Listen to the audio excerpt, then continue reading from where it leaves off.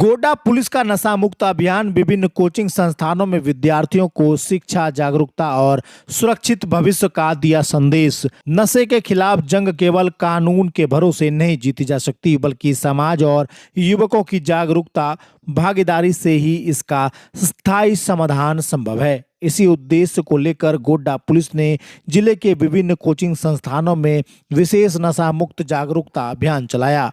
अभियान के दौरान छात्र छात्राओं को नशे के दुष्प्रभावों से अवगत कराते हुए उन्हें शिक्षा, अनुशासन और स्वस्थ जीवन शैली अपनाने के लिए प्रेरित किया गया। इस अवसर पर विद्यार्थियों को बताया गया कि नशा की लत न केवल व्यक्ति के स्वास्थ्य को प्रभावित करती है, बल्कि उसके परिवार, करियर और पूरे समाज पर भी नकारात्मक असर डालती है। पुलिस अधिकारियों ने छात्रों से अपील की है कि वे किसी भी प्रकार के नशे से दूर रहें और अपने आसपास यदि किसी प्रकार की संदिग्ध गतिविधि दिखाई दे तो उसकी जानकारी तुरंत पुलिस को दें।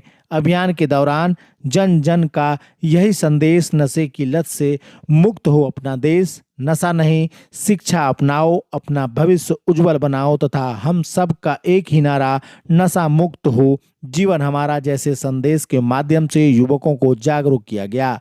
साथ ही डायल 112 की जानकारी देते हुए बताया गया कि किसी भी आपात स्थिति की या सूचना के लिए तुरंत पुलिस से संपर्क किया जा सकता है। गोड्डा पुलिस ने स्पष्ट किया कि जिले को नशा मुक्त बनाने के लिए ऐसे जागरूकता अभियान आगे भी लगातार चलाए जाएंगे।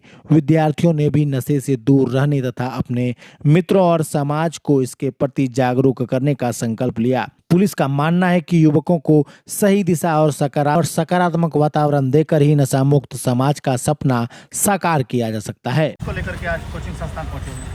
आज हम लोग ड्रग्स अब्यूज़ को लेके और साइबर जो अवेयरनेस है और ट्रैफिक अवेयरनेस को लेके एक कोचिंग सेंटर है यहाँ पर। हम लोग इसको लगभग 200-250 बच्चे थे यहाँ पर, तो उसको अवेयर करने के लिए यहाँ पर उपस्थित हुए।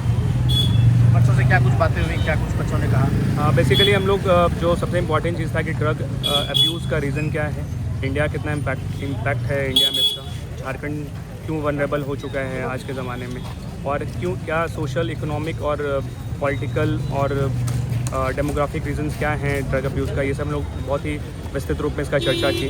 और प्लस एक सबसे इम्पॉर्टेंट जो एक मैसेज दिया गया ये था कि हम लोग अभी इंडिया एक डेमोग्राफिक डिविडेंड के फेज़ में गुजर रहा है, जहाँ पर मोर देन 65% इंडिया का जो पॉपुलेशन है वो बिटवीन 15 और 64 के बीच में, तो वर्किंग एज पॉपुलेशन हम लोग का बहुत ज़्यादा है। तो ये फ्यूचर ख़राब ना हो, तो ड्रग अब्यूज़ की वजह से क्या होगा, जो एक बून है वो बैन में कन्वर्ट हो जाएगा। तो ये चीज़ लोग को अवेयर करना था, बच्चों को बताना था।